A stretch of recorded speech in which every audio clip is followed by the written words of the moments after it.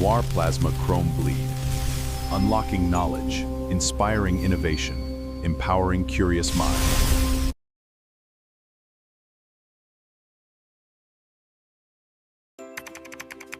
This website makes learning so easy. I found all my resources here.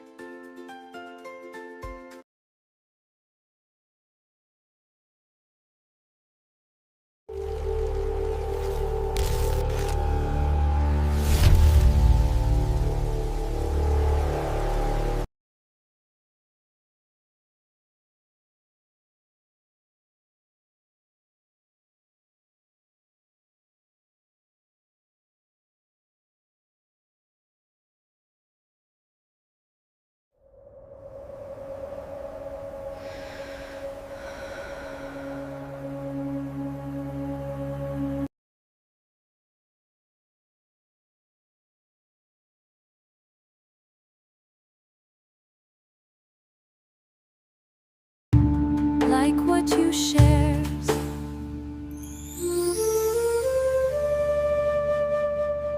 Welcome to this explainer. Today we're zooming in on a figure who literally revolutionized the English language and the art of storytelling. We're talking, of course, about William Shakespeare.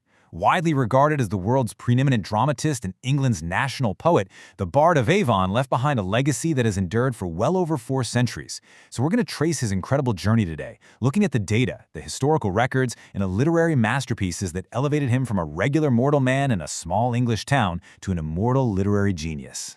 Let's kick things off with a genuinely staggering number: 4 billion.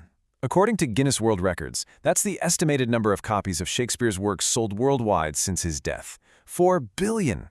That makes him the world's best-selling playwright by an almost incomprehensible margin. It perfectly establishes the sheer scale of his global footprint.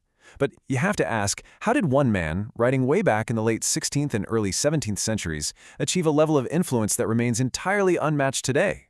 Well, our blueprint for today traces that exact journey. 1. The Man from Stratford. 2. The stage and plays. 3. Sonnets and poems. 4. Master of the language. 5. Legacy. And finally 6. Speculation and myths. Starting with Section 1. The Man from Stratford and his rather spotty historical record. Before we can understand the immortal bard, we really need to ground him as a real man, born to a glove maker. And when you look at his timeline, his documented life leaves us with more questions than answers. We know he was baptized in 1564, and that at age 18 he married a 26-year-old Anne Hathaway. But then, check out that gap from 1585 to 1592. Scholars literally call these the lost years. Right after the birth of his twins, he effectively vanishes from the historical record. Then, out of nowhere, he reappears as a rising star in the London theater scene. By 1599, his company builds the iconic Globe Theatre, and he eventually retires back to Stratford, passing away in 1616 at just 52 years old. Moving to Section 2, the stage and the plays. These are the 39 works that fundamentally shaped drama. This is where we see him elevate from a working actor and a playing company shareholder to an absolute master playwright. His creative output is staggering, about 39 plays in total, and it's traditionally broken down into a core trio of genres. First up, comedies, like Twelfth Night, which rely heavily on mistaken identities and usually end happily in a marriage. Then you've got histories, dramatizing English monarchs and diving deep into the intense politics of the Tudor era. And finally, tragedies, like Hamlet and Macbeth, where incredibly complex characters are ultimately undone by their own fatal flaws and terrible errors in judgment. Now, modern scholars do debate subcategories like problem plays or romances, but this core trio, that is the absolute bedrock of his theatrical legacy. Now, here's a totally terrifying thought for any literature fan. We almost lost half of those masterpieces forever, because Shakespeare himself didn't carefully curate and publish his plays for future generations. That massive task actually fell to 2 of his fellow actors and friends, John Hemingses and Henry Condell. In 1623, which was 7 years after his death, they published the first folio. If they hadn't compiled these 36 texts, 18 of which had literally never been printed before, cultural cornerstones like Macbeth and Julius Caesar might have been lost to history. On to Section 3, Sonnets and Narrative Poems, giving us a look into the bard's private heart. While the whole world reveres him for his plays, poetry was actually his primary literary focus early on, especially when outbreaks of the bubonic plague forced the London theaters to just shut their doors. His 154 sonnets give us this incredibly rare glimpse into his private mind. Published in 1609, they are famously split into specific sequences. The first 126 are addressed to a fair youth, urging him to marry and praising his beauty. But then the tone violently shifts. We enter the Dark Lady sequence, addressed to a mysterious, complex woman who causes the speaker intense desire, but also loathing. Finally, we get 2 allegorical Cupid sonnets. Unlike his plays, which were clearly written to entertain the public, these sonnets read like profound, private meditations on love, jealousy, and the relentless passage of time. But you know, before the plays and those famous sonnets took over, it was long narrative poems like Venus and Adonis and The Rape of Lucrece that were his first real literary successes. They were massively popular during his lifetime. These are deep, often really dark explorations of uncontrollable lust, virtue, and severe political change. He also wrote allegorical masterpieces like The Phoenix and the Turtle, which just proved his versatility early on and set the stage for the deep psychological layers he'd later bring to the theater. Section 4. Master of the English language, fueled by an estimated 24,000-word vocabulary. We've reached the real climax of his story here, his stylistic genius. Shakespeare didn't just use the English language. He stretched it, he bent it, and he fundamentally expanded it. To get how he did this, we have to look at blank verse, which has unrhymed lines written in iambic pentameter. In his early plays, he used this form pretty conventionally. But as he got better, he realized that perfectly rhythmic poetry doesn't always sound like natural human thought. So he just boldly started to interrupt its flow. He used run-on lines, really irregular pauses, and jagged sentence structures. Think about Hamlet's soliloquies for a second.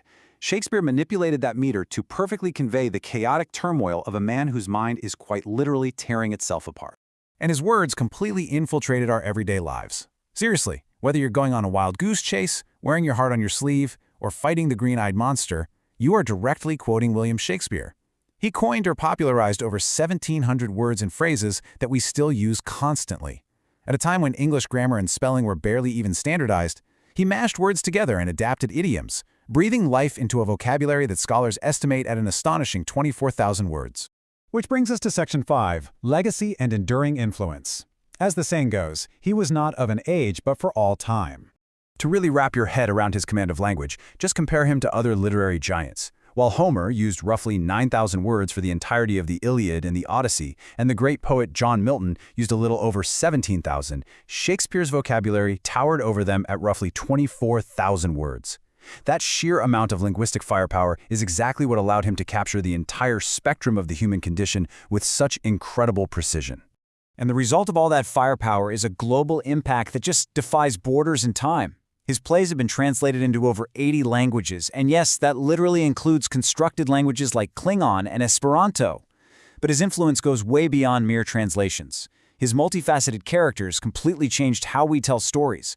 Herman Melville based Captain Ahab on King Lear. Sigmund Freud drew heavily on Hamlet to formulate his theories of human psychology. From classic operas by Verdi to modern movies like The Lion King, it is absolutely wild to see how a 16th century playwright's stories have been adapted into thousands of artistic works. It just proves that his themes, ambition, love, power, are universally human. Finally, Section 6, Speculation, Mysteries, and Myths. The man behind the curtain. When you have a figure this monumental paired with a pretty fragmented historical record, it is the perfect breeding ground for debate. We have to touch on the mysteries that keep the Shakespearean mythos alive today. The most famous one, the authorship question. Did someone else, like Francis Bacon, Christopher Marlowe, or the Earl of Oxford, actually write these masterpieces? Now, to be clear, mainstream literary scholars firmly attribute the works to the man from Stratford and consider this a French theory. But that lack of primary documentation just keeps the speculation going. That same spotty record also fuels endless debates about his private religious beliefs during a really tumultuous political era, and the exact nature of his sexuality, mostly driven by how people interpret those deeply passionate sonnets. But ultimately, despite producing these immortal works, we have to remember he was a mortal man. He was a man who literally cursed anyone who might try to move his bones, carving a warning right into his grave at Holy Trinity Church. His body remains undisturbed, yet his legacy guarantees that his mind is going to live on forever, holding up a mirror to our greatest triumphs and our darkest flaws. So having seen the incredible scope of his life and language today, the only question left for us is, which of his 39 plays are you going to explore next? Thanks for tuning into this explainer, and keep learning.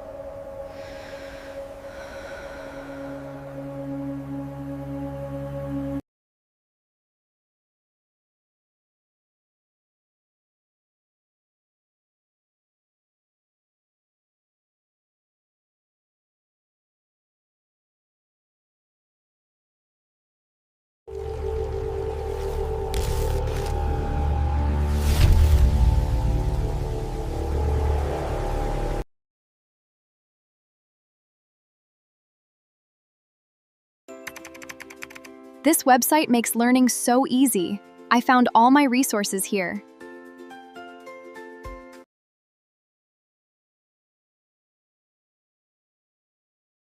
Noir Plasma Chrome Bleed.